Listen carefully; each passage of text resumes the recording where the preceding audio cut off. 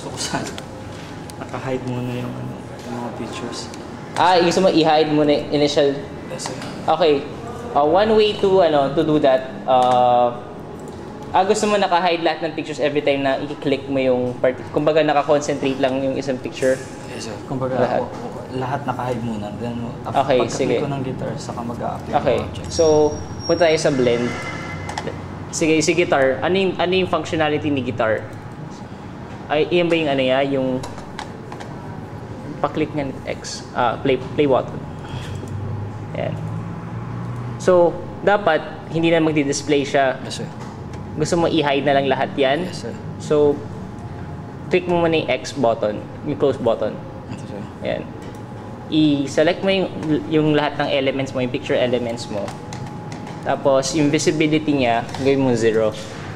So, collapse or visible siya. Invisible. So, initial run, wala yung yung object. Siyempre, pag ni-run mo siya ngayon, wala kang makikitang object. So, gagawin, sige, try to run it first. Wala, di ba? So, ang gagawin natin ngayon, kung ano yung animation ni guitar, click mo yung storyboard. Ni Guitar, sir? Ni guitar, yeah. Isiset mo ngayon, ano yung images na gusto mong ipakita? Yung guitar, sir. Ano yung, natatandaan mo ba yung image, image name niya? Forgot. Ay, sige, i-undo mo muna. Ay, sorry.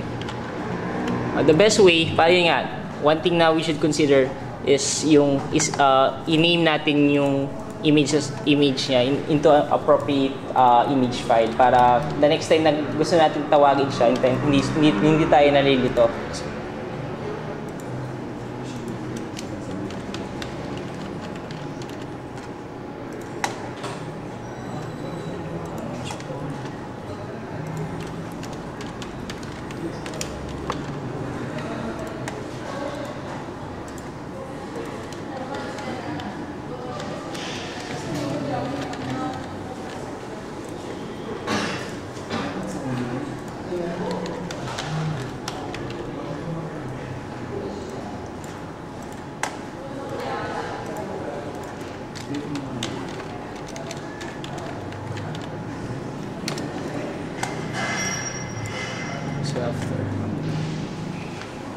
Okay, then i-hide natin siya ulit. Hide, then proceed to object and kasi click collapse. Then pick the animation, yung air guitar. Tapos di ba initially gusto natin siya ma-display kagad. So i-click ko siya, ito na lang. Aling click natin si Guitar. Si guitar, click at si guitar, click. Tapos kailangan naka-visible siya. So, syempre 'di ba, after that, gusto natin pag-click natin yung ball mawawala si guitar, 'di ba? What if kung si guitar na-launch na natin so na-display na siya, 'di ba?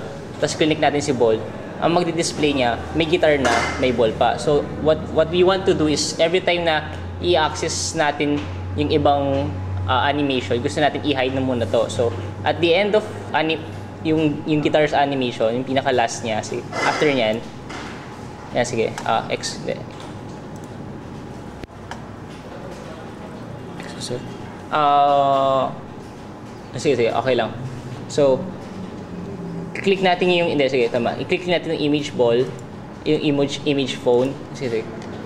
Image phone. Click, sige, control lang. Lahat ng images na hindi kasama. Okay, tsaka image phone. Click natin yung visible. Tapos click natin ulit yung hidden. Click natin yung hidden.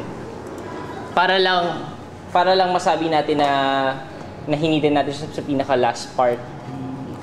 So, yun yung gagawin mo din sa ball, sa phone, binarrow. Pero mangyayari, isa-isa. Instead of si image guitar naman, kung ano yung mga hindi mo ginamit niya, yun ang i-hidden mo ulit. Okay. Kaya natin, di ba? Yes, sir. Okay, sige.